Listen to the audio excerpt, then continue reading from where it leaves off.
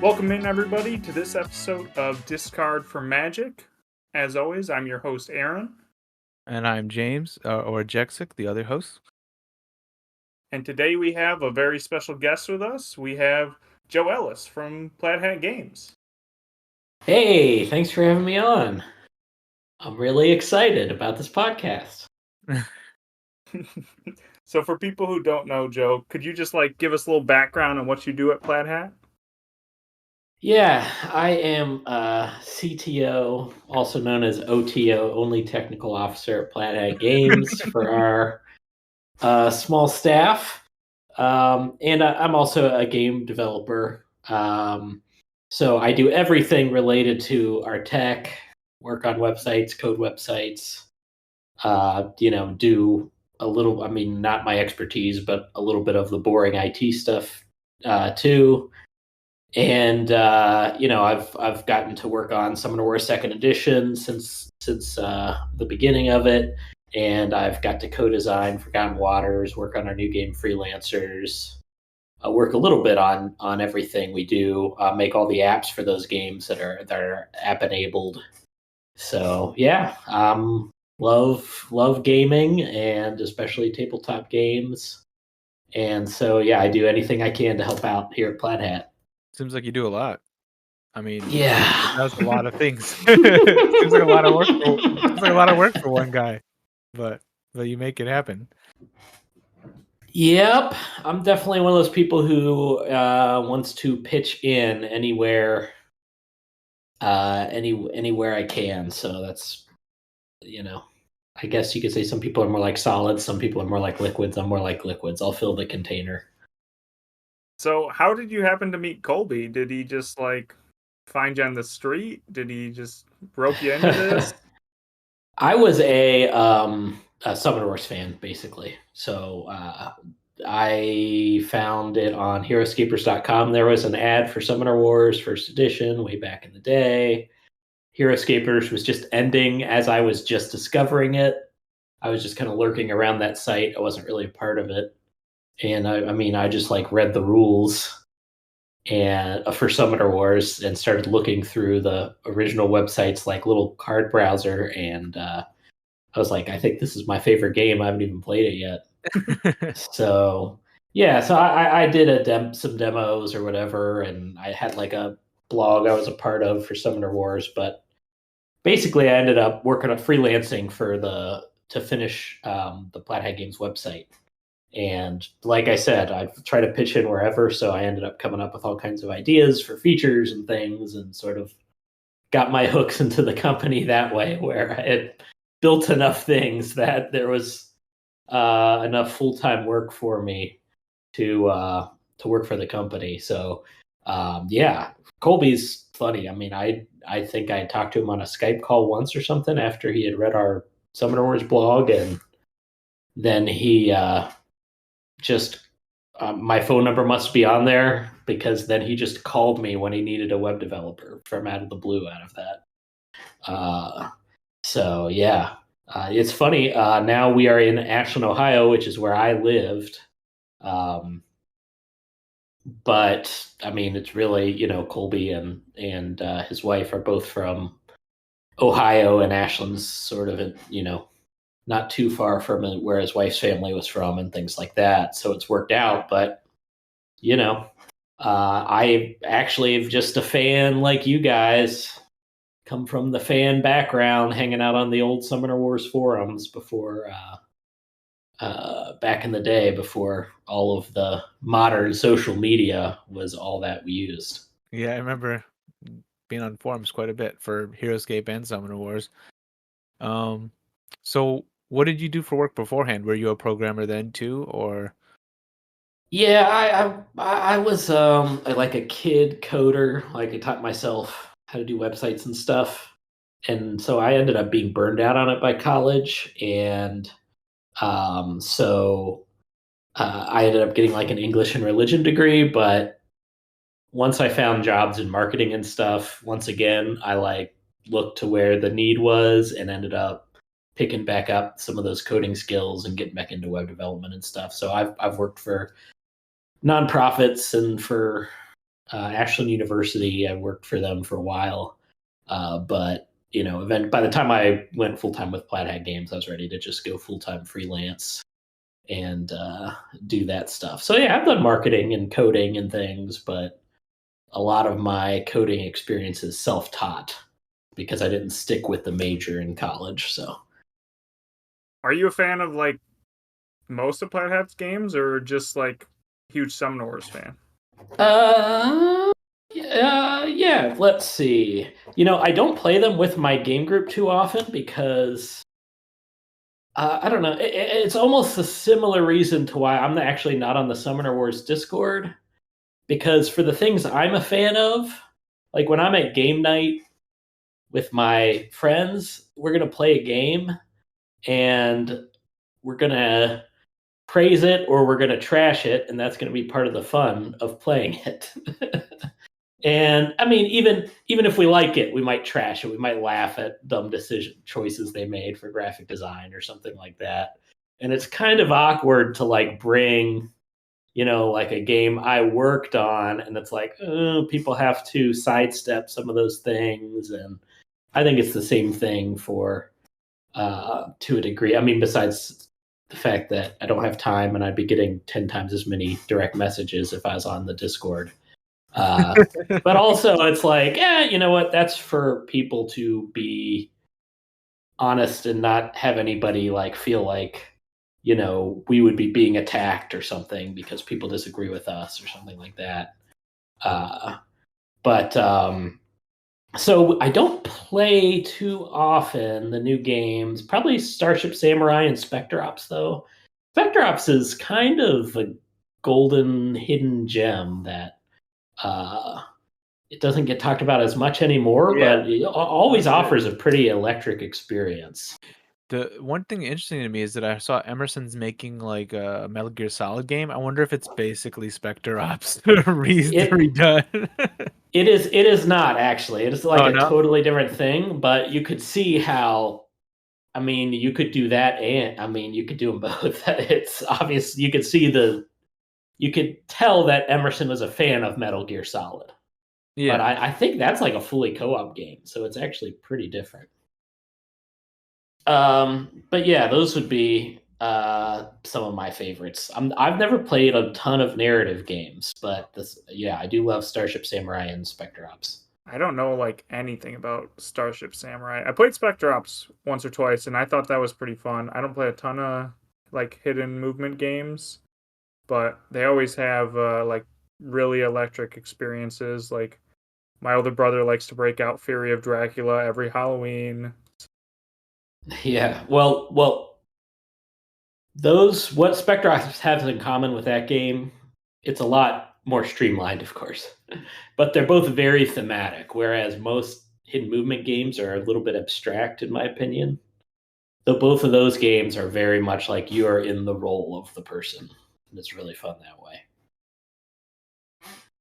But Starship Samurai is out of print now, but it was by Isaac Vega, and it's like, have you ever played it, James? It's like I've not played that one. I remember like seeing the minis and thinking it looked cool, and it was kind of like an area control thing. Is that right? Or it's kind of like a really streamlined Eric Lang game. Okay. if you've ever played like Blood Rage and Rising Sun and things like that, where it's like you have areas. Yeah, you have areas that technically it's area control, but you're almost like bidding your pieces into it, and it's sort of like ends up being a de facto auction. That's how I see a lot of his games that he iterates on, and Starship Samurai is that same way.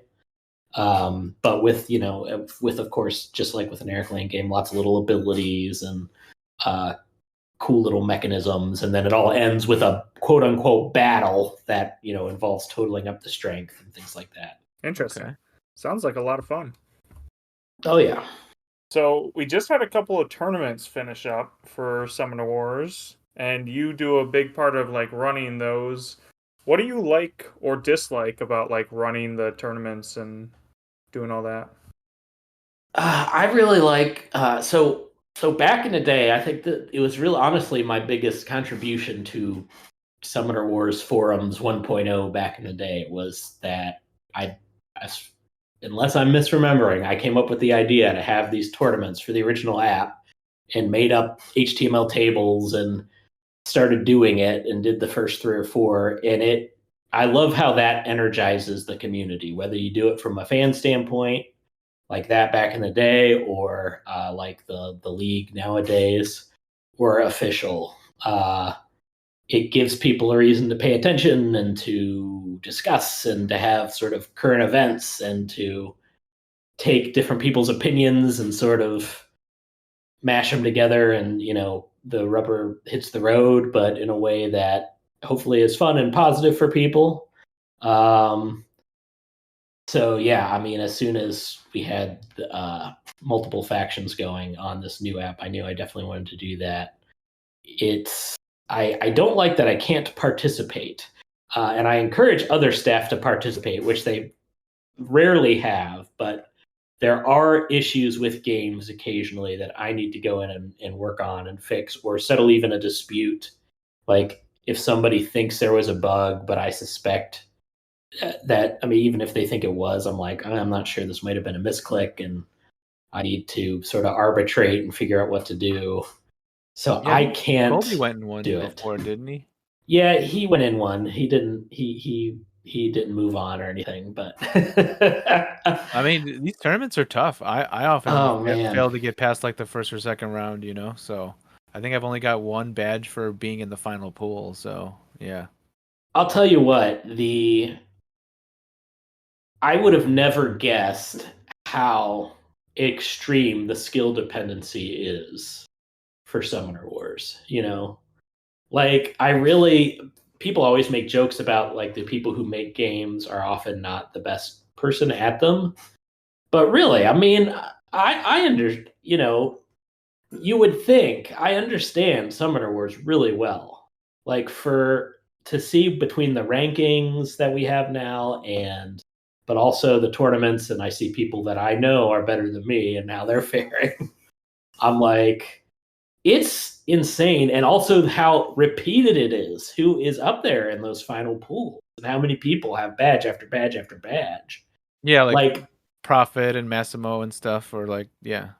I never would have. I think it's very on the extreme end of what I ever would have imagined, as far as how reliably people can get up there, because you're drawing cards and you're rolling dice, and obviously, I think a lot of them would say at the end of the day, in a final or something, somebody gets lucky or unlucky, but like you just can't deny. So in a single game, that can still be true, right? But these tournaments and the rankings and the league all kind of demonstrate it really well, how much skill people have.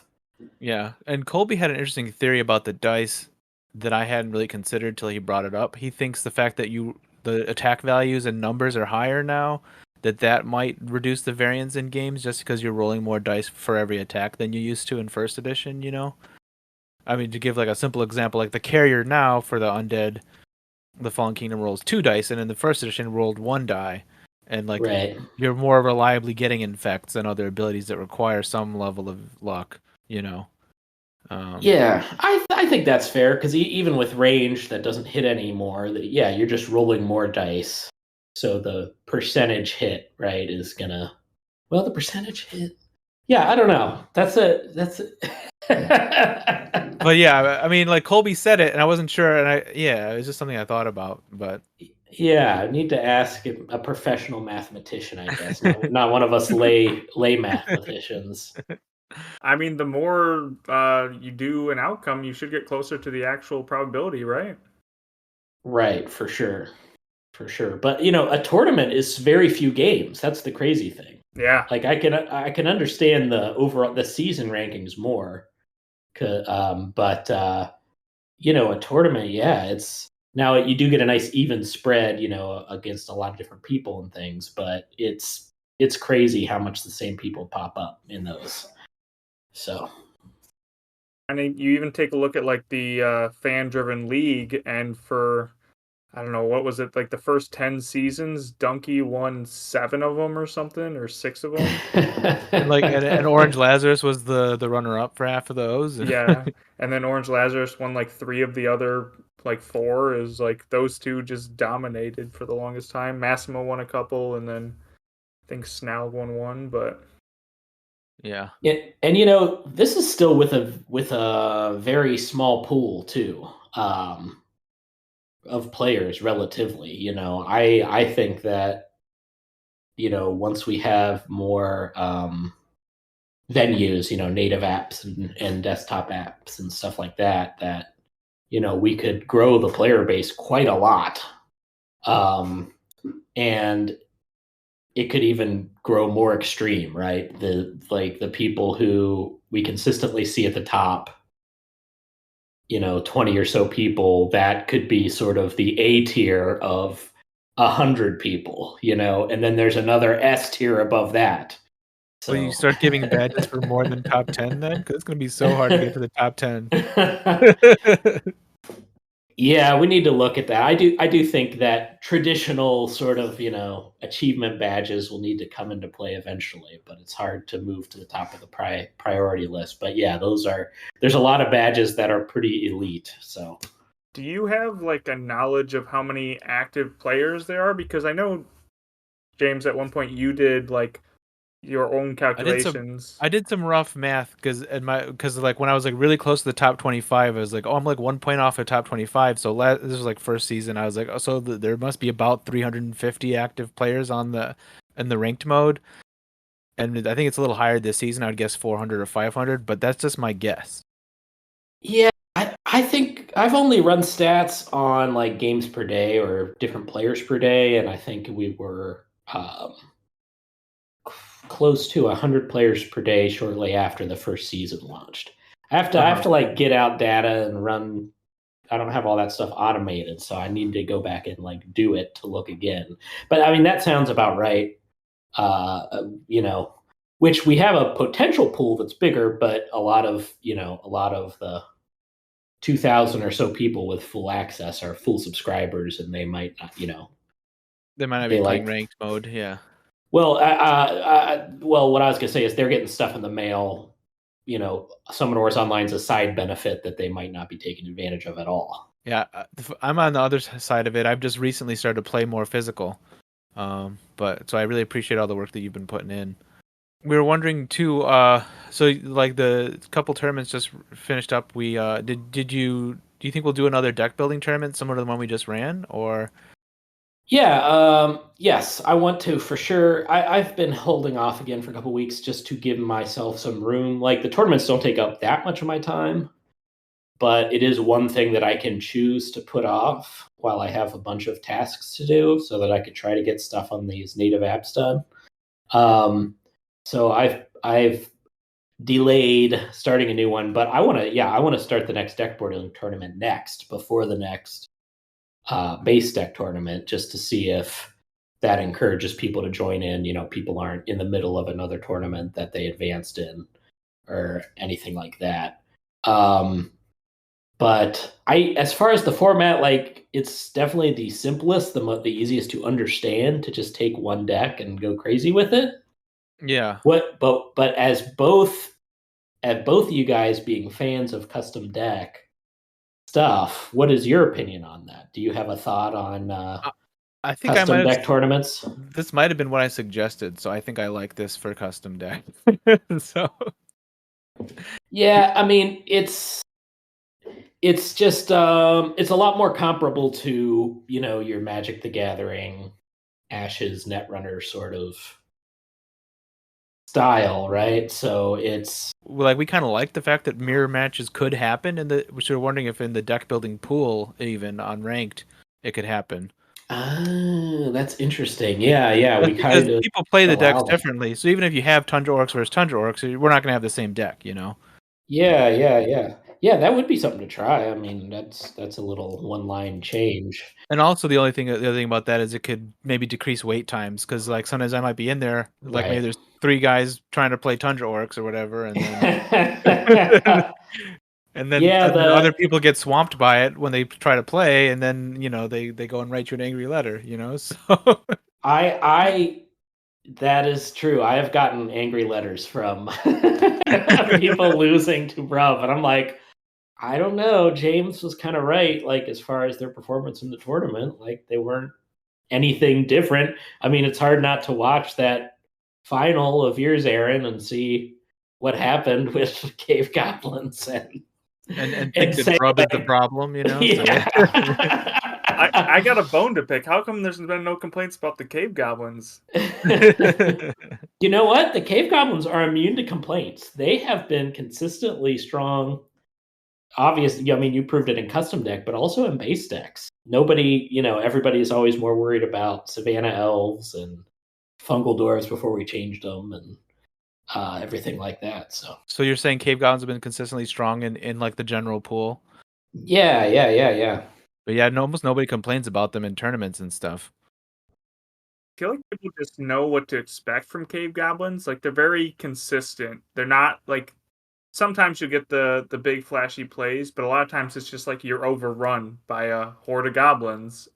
I've been playing them a lot in open queue lately, and doing pretty well with them until like the last couple days. Like I was number 3 on the bracket for a bit, the ladder, and it was mostly playing cave goblins. And then I had a few bad losses, and now I'm not there anymore. But they're pretty strong, I think, or they can certainly like sneak some wins against some of the better factions or the supposedly better factions. And I think they're just maybe hard to defend against and just can win games.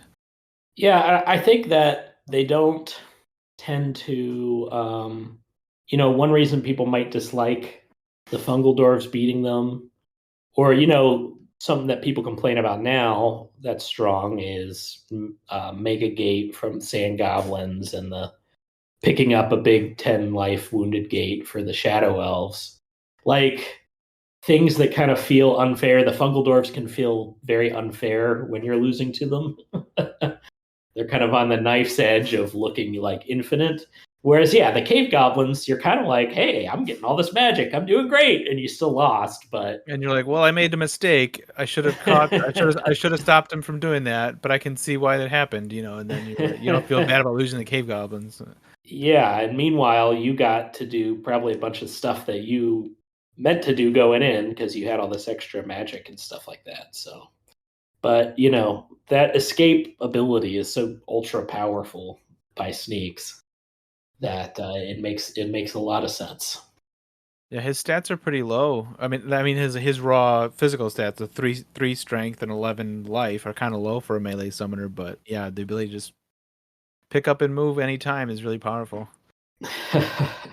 Now, I'm curious, like maybe you guys have even already talked about this, but like with with having that first custom deck tournament, is Summoner Wars custom games what you want them to be? Because I had the sense even before the tournament from when I had played a lot during season 1 that like, oh, it's definitely more volatile and a more dangerous game to be playing as far as risk to your summoner.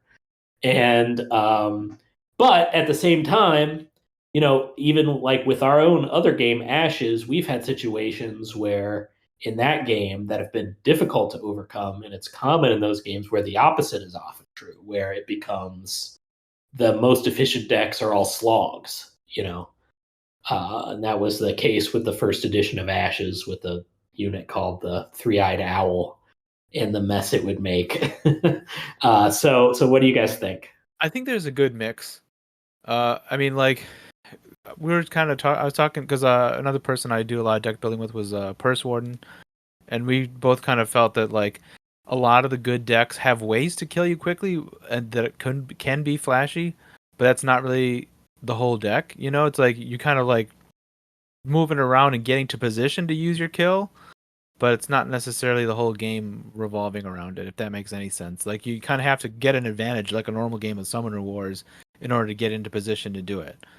Now, obviously, we saw in the final, like Aaron got a great setup for Brutal Force that looked like Shampoo wasn't in the worst position, and he had syncing up. So he thought he was okay. But but if you watch a lot of other games, they go to time or not to time. They go to time. They go to turns. They go through the deck. Like it's not just these explosive matches every time. Yeah. And also, I mean, Shampoo was running the Vanguards, and he had long games. And his deck could not kill you in an explosive manner, and he won. He went 14-2 before that game against the Cave Goblin. So. Oh yeah, and I know Nick is a big believer, our developer, in that Vanguard's style for custom deck, and I can see why. And like the Fungal Dwarves and Shadow Elves both can have really long games too, but they also have ways to kill you with demand and other stuff. And even like my Brub deck, I've kind of like shifted to playing things like Drudgers to try to survive longer. Mm-hmm. It's like just to prevent myself from getting, one turn killed myself. So the game kind of just evolves around that, I think. But you still like, and the thing with Brub or these other things, you might not draw it. You might not draw Brutal Force. You might not draw Brutal Force at a time when it's good.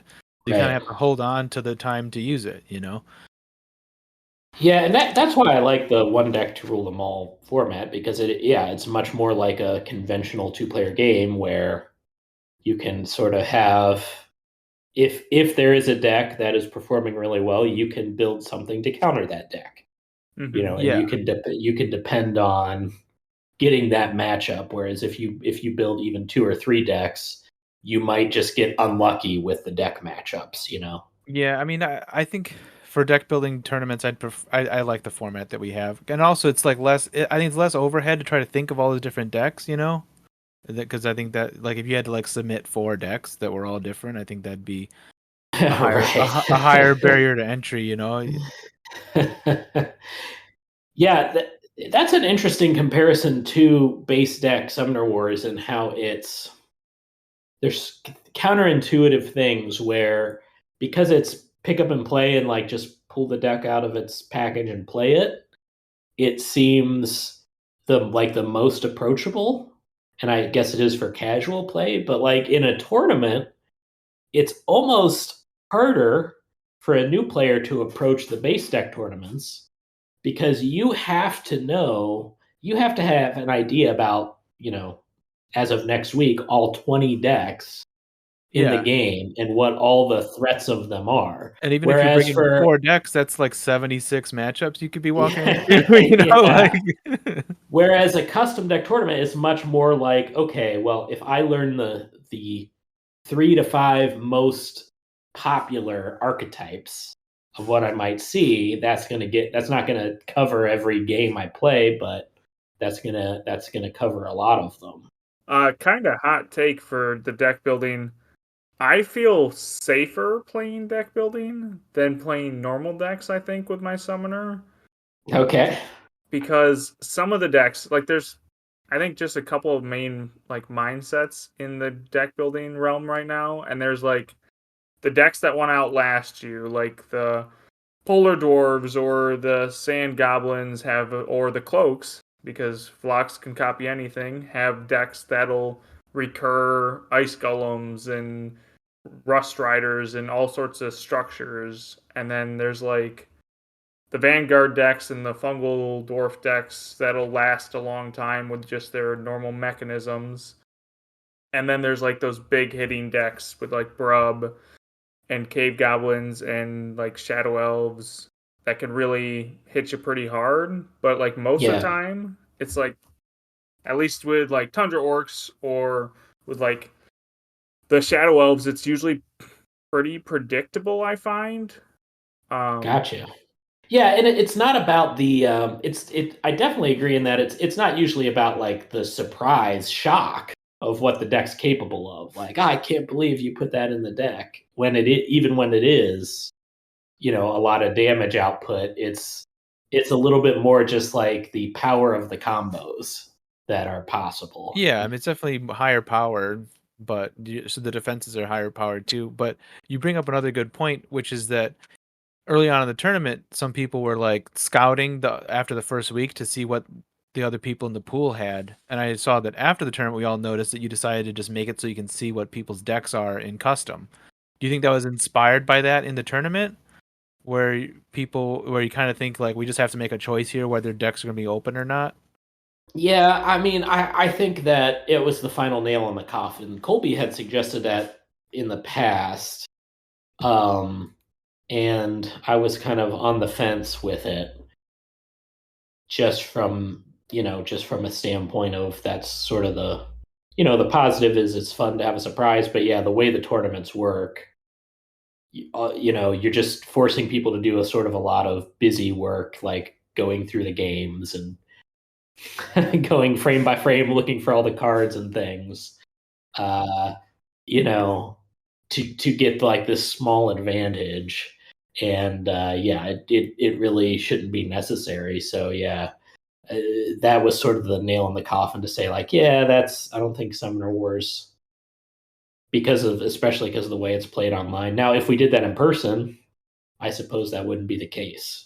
For if we did a custom in-person tournament, maybe not. Or you could just as far submit as your deck online, list and then people can know.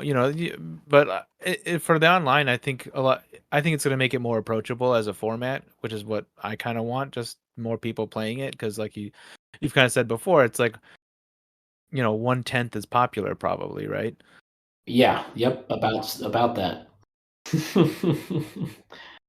But yeah, I mean, I'll tell you what. Before we started the ranked play, I didn't have a full understanding of just how much they needed to be different formats. And once I started playing ranked play, both of them in season 1, I was like, okay, yes, I'm glad we went this direction, and now I understand why that's what all the fans were wanting, because it is two different. It's two very different formats. But like you said, like I said, I think custom deck can be the more approachable one in a sense of wanting to get really good at it and knowing what's out there. There have been a few players that have come up that basically only play custom, and they just kind of jumped in there, probably because they played other card games or something that just seemed more natural to them. But it's been nice seeing that, and they've done well, and so it's cool to see. Handed me my only loss in the tournament. Yeah, like Nice. Turtle Freak has he had like a 800 ELO in base deck because this second season I think he just did not play, or they did not play. They were diamond, but they're 800 ELO because they didn't play base deck. But gave Aaron his only loss, and did really well. Did better than I did with the Tundra Orcs with a different sort of take on it. So, and also there was a player last season named KCH who was playing a ton too, with like Sand Goblins and other stuff.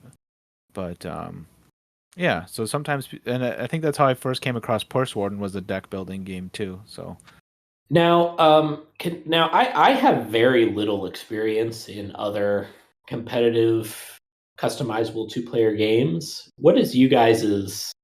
To me, it's always an interesting thing to compare Summoner Wars. It's as far as like, is it in its own category, or does it belong with those other games? What is you guys' history with Magic the Gathering and those sorts of?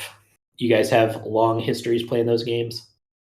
I do. Yeah, I mean, I've played Magic since like the mid '90s with 4th edition, and I've gone on and off with it. I didn't necessarily play like at a really high competitive level because I was like 10 years old, so like I wasn't really, able to like buy all the cards and play that well, but and I kind of would play like standard.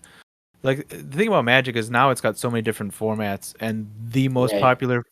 popular format is not competitive. It's like it's a 4-player format they call Commander that used to be called EDH, which is like more of a social, like I'm going to show you what my deck does and then we'll see what happens, Right. And I think that's interesting, and it's how it's shifted. And I play that still sometimes.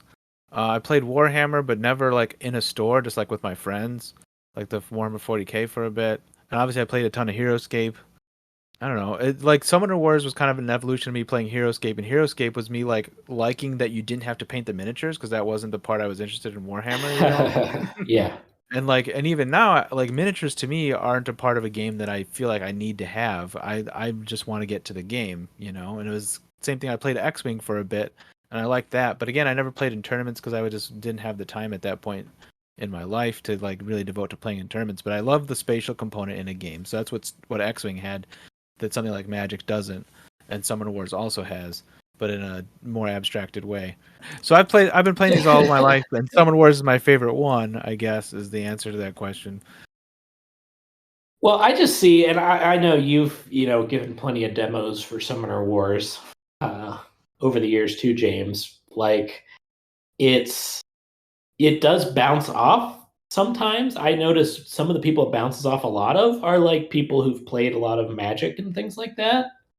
And I think when it does bounce off of them, I think that particular person probably didn't get, what makes Summoner Wars deep and interesting.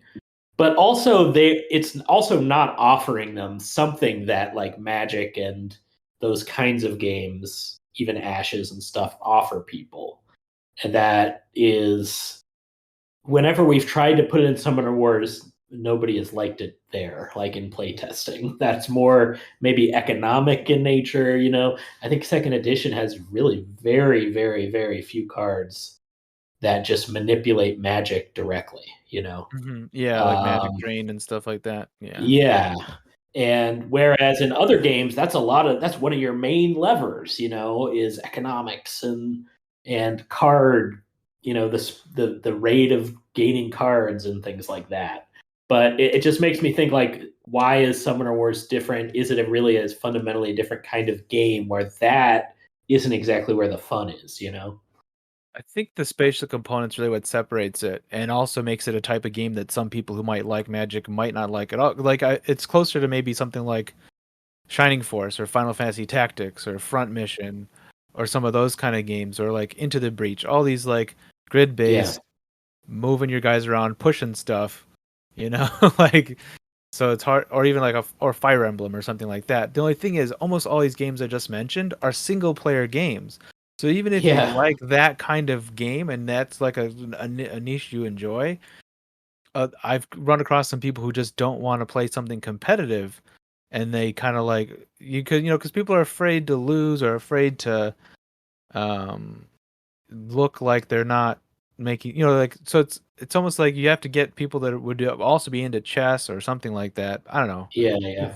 So that's what we're trying to figure out too with this cast, is like getting people, because we want to grow the community, or like give people a place to point when they say like, well, where can I learn more? What's Right. going on with this? And it's like, well, these guys have this. These other people are doing the live streams and stuff like that. And that's kind of like the background where I come from. I didn't play a lot of like two-player like Magic type games. I dabbled a little bit in Crossmaster for a while, which has died twice now. Yeah, I haven't even heard of that. It was by Japanime a while back. I actually at Origins one year when I went. With a K, Crossmaster Arena or Yeah, whatever. yeah, Crossmaster Arena. I demoed it for Japanime. They wrote me in like the first day to demo all con for them, so I did that. But that's more similar to like Final Fantasy Tactics or a Fire Emblem, which I grew up loving both of those games a lot. And so that's how I came into it. I played a little bit of Ashes. I played a little bit of some of those other games, but I played Magic like once or twice. Never really enjoyed it.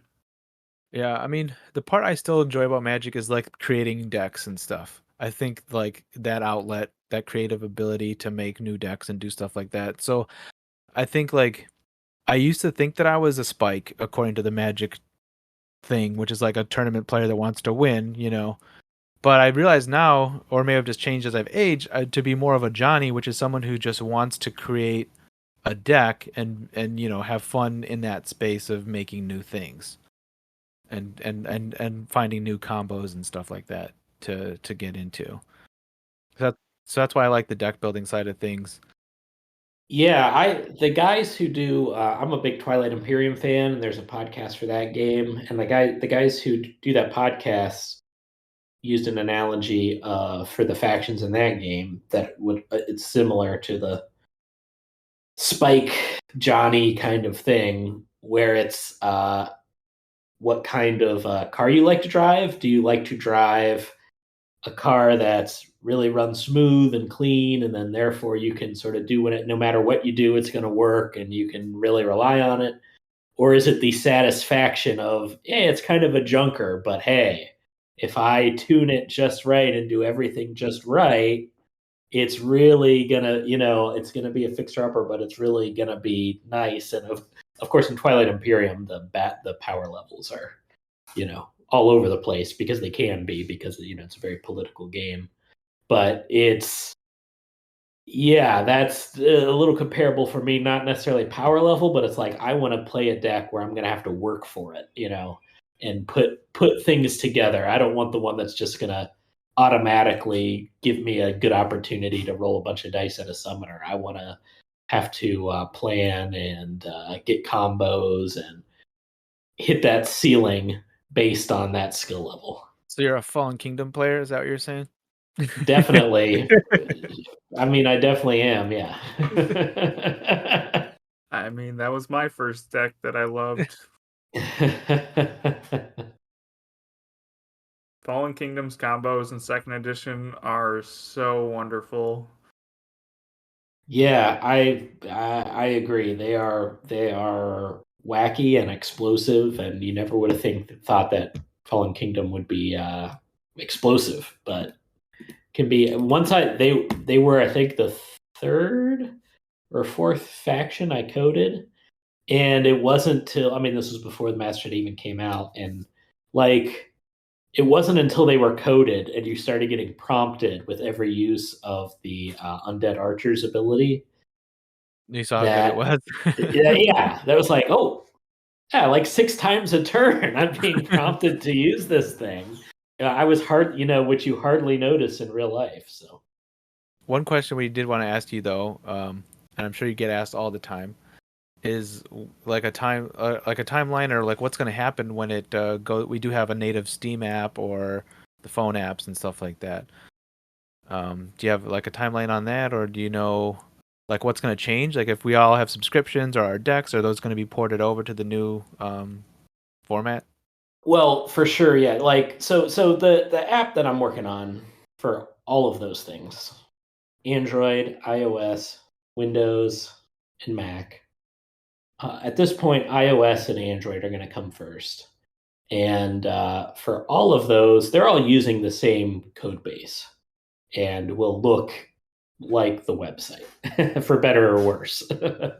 It'll be familiar, but it's not going to be any flashier, than its already unflashy self. And so it's very much the same game. And for sure, yes, you will be able to access all your stuff in a phone app or on a desktop app. I'm still figuring out if someone who buys in an app store a faction, if that will be sort of stuck with that device, or if they'll be able to sort of somehow attach that to their user account as a whole. I'm not sure, but that doesn't affect anyone's current, as of this moment, that doesn't affect any purchases anybody's made so far. You'll be able to one click tap log in, and if it's or do a manual login if you want, even on the apps with your Plaid Hat Games account, and you'll have access to everything. It'll be like one account for sure, and one experience, really. Same app that you're using now. It's really more about the marketplace, and I wrote a blog post about it last week. Like, I've seen it myself when I tell friends and family, like, oh yeah, you can actually, people go, yeah, I need to buy Summoner Wars. I really need to try that out. I'm like, well, you could just try it right now if you want. Go to summonerwarsonline.com. But it's on my phone. Yeah, like their eyes kind of glaze over, like people don't understand. It just doesn't make sense to them to go to a website to play a game. And even now, the tricky thing at first, I think now I'm used to it now, is just like having to like copy a link to send a game to somebody is not the most elegant way to do it, but it works. It works, but it's like, it's not like having a friends list in a game and just clicking a button and having the game start. Yes, this is true, but I don't know. Any way I could stay away from any kind of profile community management role is helpful. is what I'll say as far as that goes. But I think sometimes it's just difficult for people who are used to the board games to just transition, because I have two brothers who love Summoner Wars, and we grew up playing first edition together, and we shared an app account for a little bit and played a bit on the app for first edition.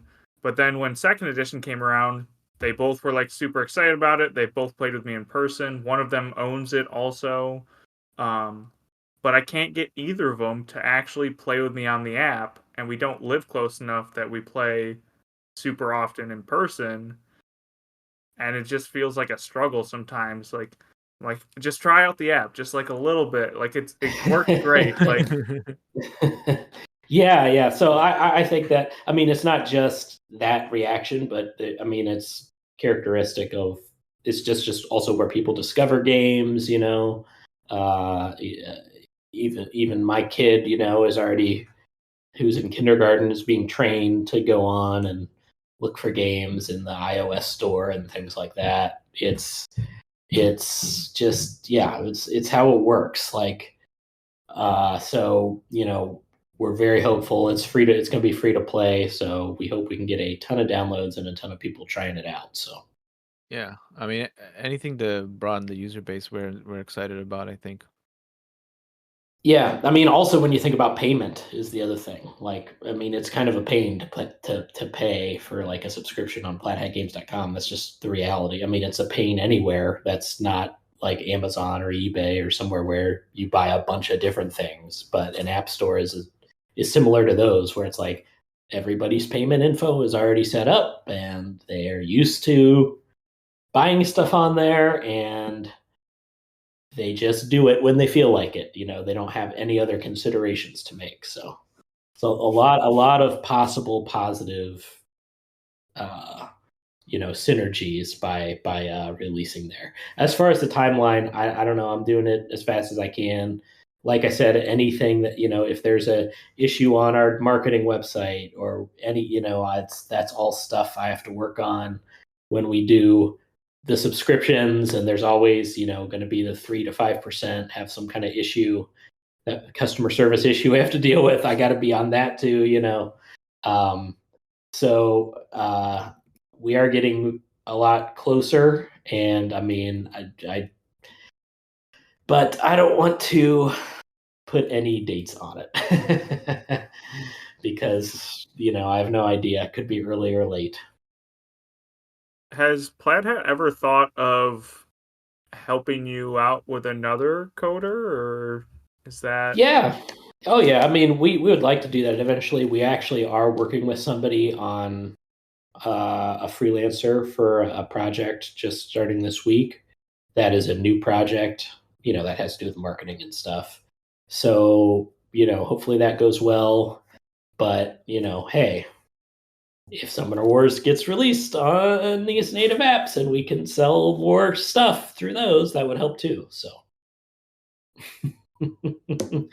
it's not just me. Everybody at Plaid Hat Games is working super hard and could use some more help. So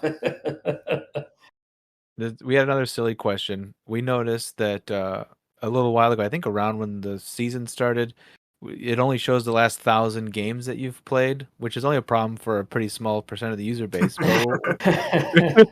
It's only a problem for the users with a problem. But was that just to save you time, or I don't know, or not time, but is it a data thing, or? Yeah, it was kind of a data thing. I should paginate it. That would be the word to, where, yes, I'll only load 500, but if you're willing to scroll and click and scroll and click and scroll and click, then you can see everything. Because I'm just curious, how many, who's played the most, or how much? Yes. So you guys sent me that, so I put that in, and it's pretty incredible. there's about 100 players who have over 500 games. Okay. And I don't know. I don't even know if would be kosher for me to say. So if you put the players into tiers as far as how much they play, the S tier has 2 people in it, and they are way above. So, James, you are actually number 6. Okay. That is with 2,408 games. I thought I was over 2,000. That was my guess, but yeah. I don't think I'm over 2,000. Yeah, let's see. Where? Yeah, you are not over 2,000. You're at 1,412 as of today, Aaron. Anyway, you're not that far away, James, from being third. A couple hundred or whatever. The top 2 players are at 3,600. Actually, they're very close. They're within 10 games. They're around 3,600. But yeah, I won't. I don't know if they care. But I mean, 90% chance that they don't care, or that they would like to. It'd be funny for them to hear it, but but just in case, I won't say. I don't know. I don't know if it's guessable. If you guys could tell, my guesses would be. I mean, but I don't know. I'd guess Water D and Doug, but I don't know. More Profit might be up there. Yep. None of them. So somebody else. Now, this is not, of course, ranked game. This is all time, so of course it's not just ranked game. So that it's also. I mean, for all I know, these guys. I mean, these guys are people in the Summer Wars community, but maybe they know each other and they play each other 10 times a day. I don't know. Oh, maybe. Well, the other guess I have is Snaug, because Snaug, when we were pretty early in, was telling me that he had like 300 games with Vanguards alone. So, interesting. well, we'll leave it at that. But yeah, it's funny that there's 2 players, and then it's literally another that are 800 games ahead of anybody else, and then it sort of is as you would expect, your sort of bell curve. As you get down closer to 500, there's more and more people. Because I was just losing data because I knew I'd played certain people a long time ago, and I can't even look at my record against them anymore. So it's just interesting, but yeah. Oh yeah, because because like I played. That's part of the issue. Because I played them in like my first 1,000 games, so it's like I don't know how well I've played against Donkey anymore because I haven't played him recently. You know what I mean? Yeah. Yes, that's part of the issue. So the filtering is on the front end. But I mean, it's not, it's but just again, loading raw games. Like you said, it's only there's less than 100 of us that really care about this, and probably even less than that actually care. Less than that. Yeah, it looks like there's 41 people that this currently applies to. But I have a feeling at least like 10 of those are listening to this podcast when it comes out. So. Right. At least it's one of those things where I'm like, when somebody asks me, I'm like, yeah, that makes sense. I should do pagination or something. And then when I go to code it, I'm like, oh yeah, that's why I did it, because of this complex problem that emerges from it. So. Yeah. So I mean, it's not like a big thing, but we were just curious what it was, and yeah, okay. Jack 6 gonna continue to cry himself to sleep at night, I tell you. 1,400 lost games. Then anything else like from the stats that are surprising you? Because like you said, Cave Goblin, or might be surprising to us. You said Cave Goblins have been consistently strong.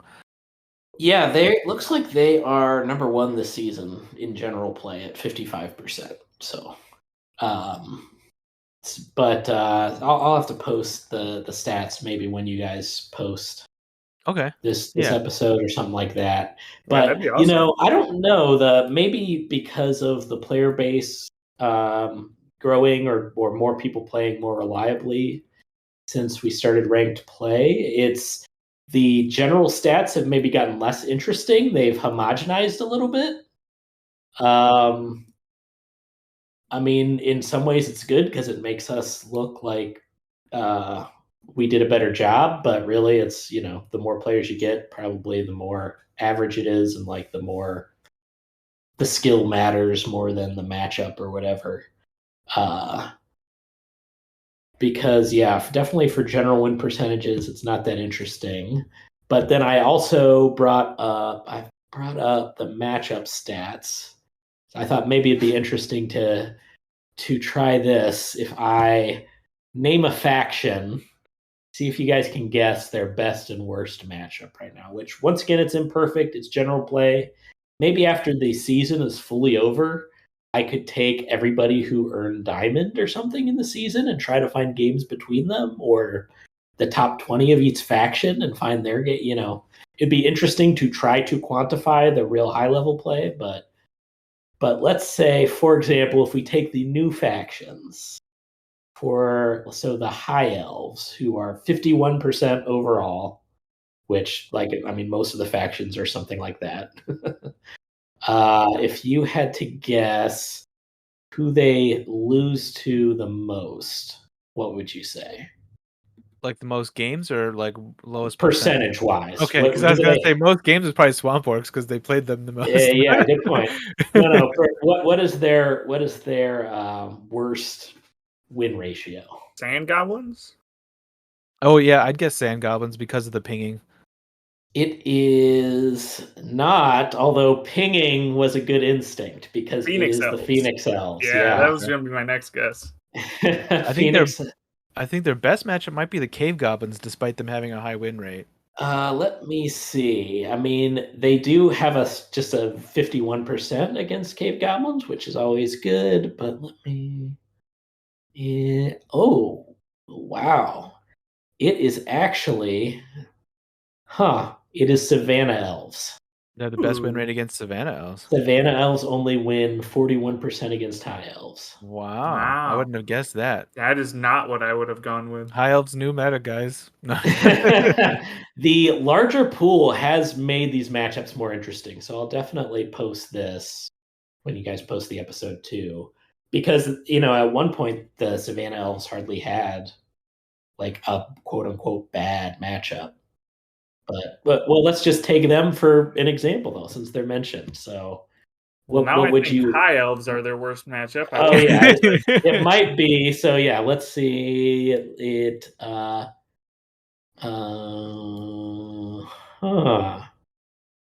Elves. Cave Goblin was my other guess. No, they actually have a worse matchup, and it's an interesting one actually, because this faction is slightly below 50% overall. Ooh. Shadow Elves? It is not. Shadow Elves actually only win 44% against Savannah Elves. It is the Wayfarers. Oh, that makes sense. Wayfarers are one of the worst matchups. Makes sense. They win 60.8% against Savannah Elves. Yeah, because just the low health and he doesn't have very good escape mechanisms. That makes sense. The funny thing is, Savannah Elves are very easy to beat, but only a few factions can do what's necessary to beat them, and that is rush them real fast and make sure they can't build anything up. Yeah, I was asking recently on the Discord, I think like Skyspear Avians are decent against the Savannah Elves too. Yeah, they win almost 55%, 54.9. So yeah, that's interesting. Definitely those are the ones. Now, okay, but before I forget, we should look at Swamp Orcs and see the other new ones. Who do you think wins the most against Swamp Orcs? Who the Swamp Orcs have the most trouble with? Tundra Orcs. Aaron, you got a guess? I don't think it's Tundra Orcs. I'm going to say maybe Shadow Elves? It is actually just Cave Goblins. Really? Cave Goblins? Yeah. Now, Shadow Elves, I know they're all the rage, but they're just 49% overall this season. This is all general play, of course. We got to remember that. But yeah, Cave Goblins, I don't know how. It's not like the Cave Goblins are the worst matchup for tons of these factions, but their best matchup, is it Fungal Dwarfs? Their best matchup. No, and this is a really extreme one. I wonder what the total number of games is, because at this point that could be a factor. It's actually Breakers. I was gonna guess Breakers actually. Oh, okay. Yeah. 64% they win against the Breakers. Well, I was mostly gonna guess it because you started talking about them not being played as much. And I was thinking, oh, breakers probably aren't played that much. So yeah, just because they're not the new kid on the block, they were the first faction, you know. Right. Yeah, it was them versus Cave Goblins just for our demo when we launched everything. So now, from what I could see, the most lopsided matchup in the game is a Cave Goblins matchup, and I would not have guessed this for who it's against. A lot of people are saying Wayfarers. Yeah, they do pretty good there. They're 56% versus Wayfarers. But they have 73% versus somebody. And I'm sure this is not an uncommon matchup because this other faction is also very popular. Is it Cloaks? Fallen Kingdom? It is not Cloaks or Fallen Kingdom. It is actually the Sand Goblins. Oh. 73% win against Sand Goblins for the Cave I would Goblins. not have suspected that. Yeah, because I think in the league it was pretty close. Yeah. Yeah, I don't know what the deal is there. Because I thought it was because I remember saying before they played in the league that Cave Goblins were going to win it, and then they didn't. So Yeah, I mean, and this is, you also never know. There could be a married couple somewhere that just plays the same matchup, every single day, that like the games aren't. It's fun to have enough numbers for some data, but they could still be susceptible to some kind of effect like that. That is currently the worst matchup for Cave Goblins based off the league. So Interesting. that's kind of wild. Yeah. According to this, their worst matchup might be Fallen Kingdom. I think that's their second worst on the league. Yeah, they're only 39% versus the Fallen Kingdom. So that, and all these numbers that I'm saying are season 3. Sorry, season 2. Season 2. Okay, so that's all.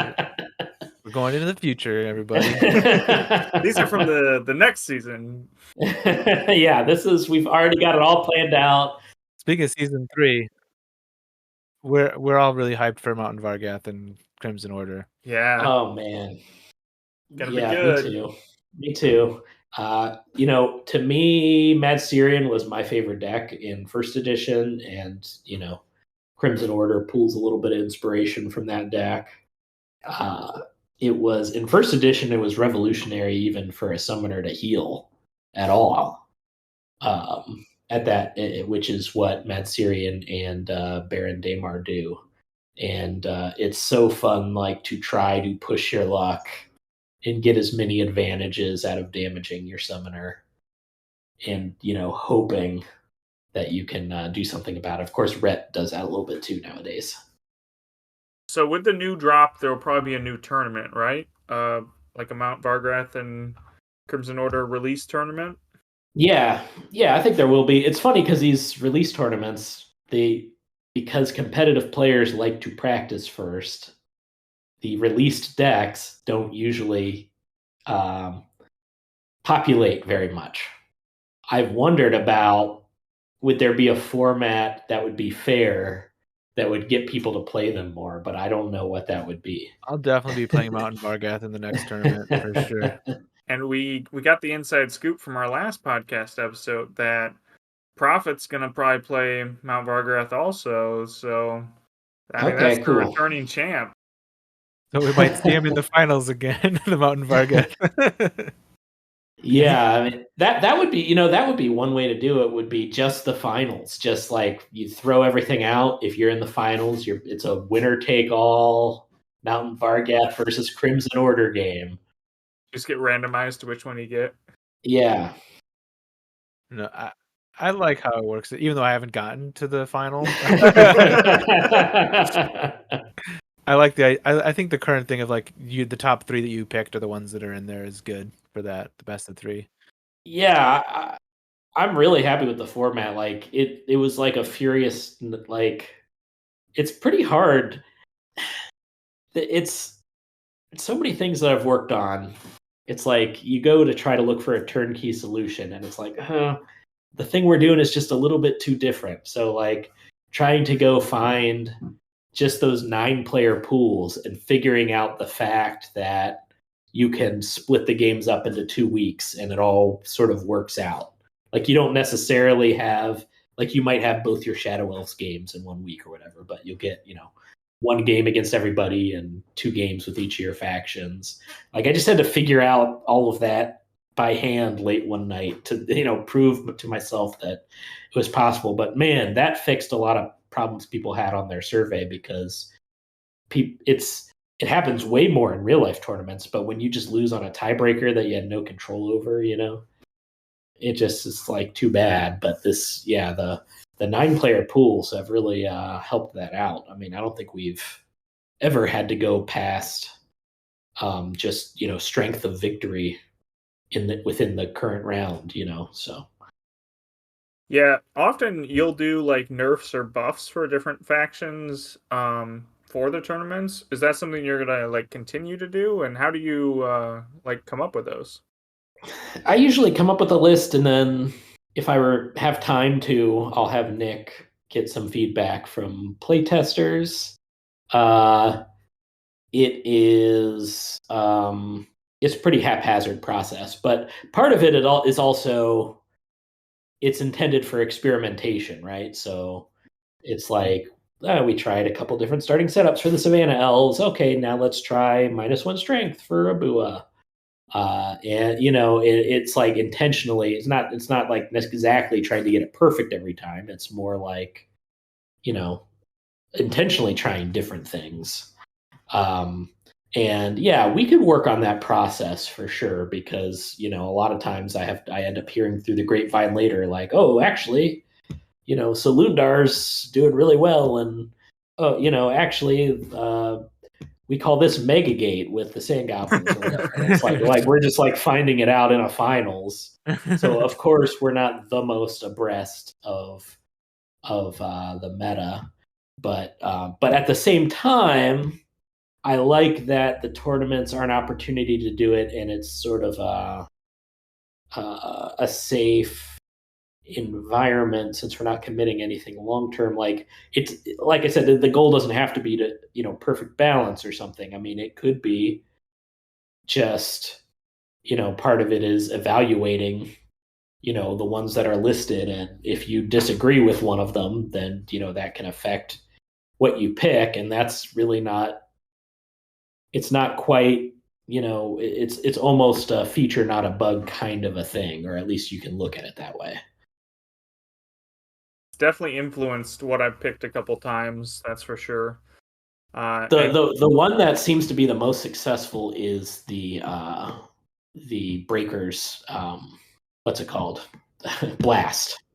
Zero cost blast. So we've tried costing a lot of this stuff differently, including the Fallen Kingdom epic and what's it called for Unrelenting? Yeah, we made 2 costs. And it was like, nobody cares if it's cost 2. There's hardly makes any difference. But for some reason, Blast, it makes a huge difference, and it seems to make Cthulhu way more fun. I had a weird question, but it's kind of a rabbit hole. But the question is, like, can you look at data like more in depth? Like, could you look at something like how often do games end when Brub hits the table, kind of thing? That would require writing a really detailed script to go through. Yeah, the game or like logs. Brutal Force or whatever. Yeah, so that's like so it's possible, but not something you've done. Got it. It's okay. Exactly. Yeah, I've never looked in detail. I'm not sure how daunting of a task that would be. Yeah. Okay. No, that's fair. Because I'm just curious. Because when we were talking about banning stuff, which I was, almost categorically against, because I think when it comes to the deck building, at least, I want people to be able to mess around and explore new things, and I think it's far from solved just because so few people have really dove into it. Mm-hmm. Yeah. So. Yeah, I don't know if you know. Like, did you notice the names of the decks? Because I named my deck "Please No Ban" for. I think I did notice that on yours. Yeah. Well, but I think that I clicked your username, after you signed up. Otherwise, I wouldn't have seen it. I mean, Jexic just wants to free Brub, and that's been his whole mentality for forever.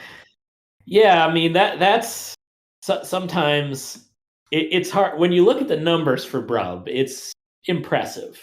Like I'm saying, just the ability to do like 20 statistics. damage or whatever. Yeah, the output that he can do. Because I think what did I post on Twitter that one time? It's like 2 damage per boost essentially, right, or per reroll, right. and you get more rerolls with willpower even. So yeah, yeah, that seems good. Like we've got our border archer who is an excellent common. I don't think anybody turns their nose up at them, and then they spend, and they're spending a boost once per turn to roll 2 dice. So, slightly less, but a lot more reliable, I suppose.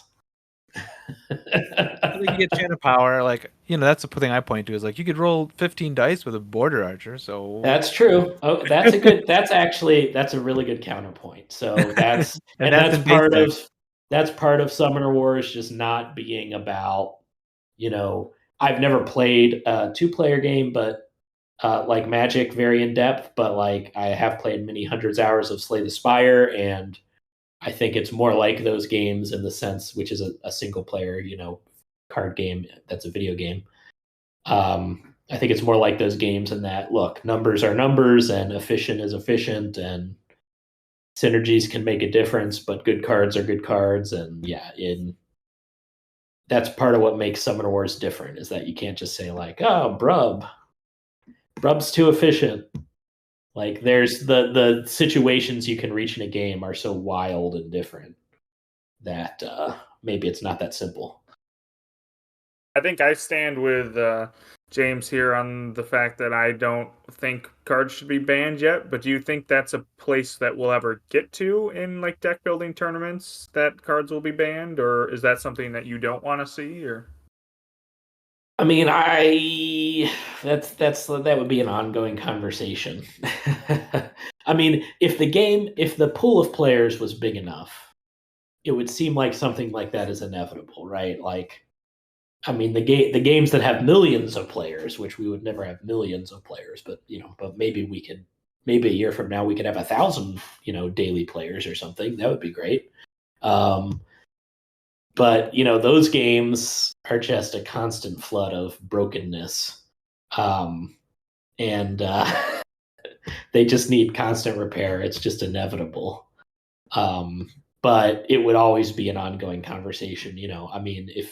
I mean, we did I think a whole podcast episode where we discussed the idea of errata, and at that time of that recording, Colby was pretty much against it, and now we've done these.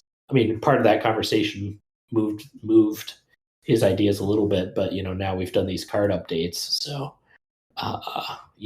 even if I told you an answer, who knows if it would stand in the long run. Yeah, your guess is as good as mine. But yeah, I think it's a good point that like it's not it's not a solved sort of set of cards, and really adding 24 cards. I mean, not to every deck, but adding 24 cards to the overall pool every 3 or 4 months is it feels like a lot. I mean, it feels like it can shake things up quite a bit. So I haven't even really thought about myself. I know Nick always thinks about it and even plays some custom deck games now and play testing, but I haven't really thought about the Mountain Vargath and the Crimson Order too much. But Mountain Vargath have that they've got that primal symbol, and there's just a billion fun toys in that symbol. So I'm sure there's some tricks to figure out there. which means that James will Brutal be Force. playing them. It probably is Brutal Force primal. Yeah, it must be, Yeah. because you have it in it's Cave both. Goblins. It's primal and water. It's both. So I mean, we can see Brutal Force for quite some time. Brutal Force forever. It's crazy how just being able to force the summoner is just sort of this absolute. I mean, Brutal Force really seemed weak all the way through release, and I don't think it's in the top 5 most important cards within the Tundra Orcs base deck, but like it was correct that it doesn't matter because it's one of those only cards that can force the summoner. Obviously, we had Ice Ram and its Day in the Sun, and the key to making it reasonable, also taking away that summoner force. It's crazy how people like you guys can figure out how to exploit that and punish people for, having the goal of having their summoner in their back row with Law of Sanctity in play. Never safe against the cave goblins, I tell you what. Now, I think we even we're speculating about this maybe on the stream, Aaron. How long did you plan that move for? So, honestly, it wasn't too long. There was a couple things I went back and forth with. I was really worried, and I know this seems like a weird thing to be worried about, but if I miss that first attack, like flat out 0 for 2 on that Clinger, the entire turn is just not happening. And we wouldn't even have noticed it. We wouldn't have been like, "Oh, all this he could have done." Yeah, it's like a 3% chance or something, right? Yeah, I think it's like 5 or 3 or something. But I was like pulled back my entire turn after I set it up, and then I was really worried about missing that first one. The other portion that I didn't see like right away was trapping Sarah with Baldo. That took me going back like once or twice to get that in place. But most of the Brutal Force turn, I was like opened it up and I was like, oh, this is wonderful. I love this. Well, and that Boldo play, that was just as key because it didn't end right then, right? It was another turn. So yeah, that was huge. He turned out to be good. So he's very strong. He might be top 5, top 3 champs in the game right now. He's a very strong champ. I agree. Very good. Yep, it's pretty cool. Yeah, this just talking about it makes me. I played a lot and got up to, I think not quite diamond, but almost diamond status in season 1, and then in season 2, I haven't had a chance to play because we had so much work to do on freelancers that just came out. But it makes me excited to hop back in for season 3. Probably play a ton of Crimson Order. So, are there any other like updates or badge changes or anything coming with season 3 or? No. Like I said, I think true achievements would be a blast. I know it's what motivates a lot of people in a lot of games, even though it's not what personally motivates me. But I get it. Like I get the fun of doing super weird things. On purpose, but yeah, I'm not going to have time. It's mostly going to be the new stuff. There are some other quality of life little improvements that I couldn't even name you off the top of my head. They're pretty minor because it's really moving towards those native apps as fast as we can is the priority. So I can already come up with your first real achievement. We'll call it Brubba Dub Dub, and you survived a Brub attack.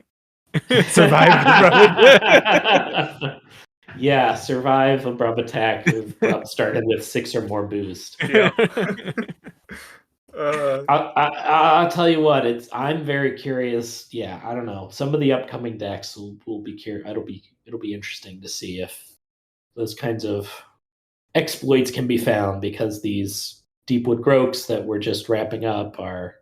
You put as much boost as you want from a unit on their events. They're these potions. I mean, they have an initial cap, but then you have ways where you can add more to them after. And yeah, I can just imagine the nightmares that people will create. The one like badge that I would be interested in seeing though is for like just the number 1 person in every faction or like in the base decks or custom decks, just having like it just could be like another number 1, but just something that sets that apart, especially for like the base decks, because it's so hard to be number 1 in the base decks. Right, because what is it right now? Top 10 or top 10%? Top 25 is shown, but there's a badge for top 10, and then top 10% and top 20%. Yes, okay, that's cool. It. So, like, there's some factions where it's harder to get the top 10% badge than the top 10 just because there's not that many people between the top 10 and the top 10%. You know what I mean? So those silver badges are a little rarer, it seems like. But anyway, I'm just being silly there. That's hilarious. That's hopefully a temporary problem. I mean, I'd be most curious to actually do the weirder ones, like achieve some weird thing with Brub. Yeah, you can even do it in a single player game. It's fine. It's just it's just more for personal fun and enjoyment. So knock somebody 4 or more spaces with brutal force. Right. Yeah, exactly. The sagas could have a bunch intertwined and. Right. Yeah, I mean, we got sagas written. I got to find time to code those. I've talked about on a stream my idea for like a NFL street style like draft mode where you go in and take turns drafting cards from anything, and Ooh, there'd be so much fun stuff we could do. that would be interesting. I like that. Oh yeah, it would be like 3 summoners and 8 commons and 7 champs or something like that, and you just go back and forth and figure it out. That was an old like GameCube game, NFL Street, and you would do that, and it'd be like I would take the last quarterback just to spite you, and so now you have to have a running back as your quarterback. And... Yeah, or you picked Peyton Manning for your quarterback, so now he's playing defensive end also on the other side.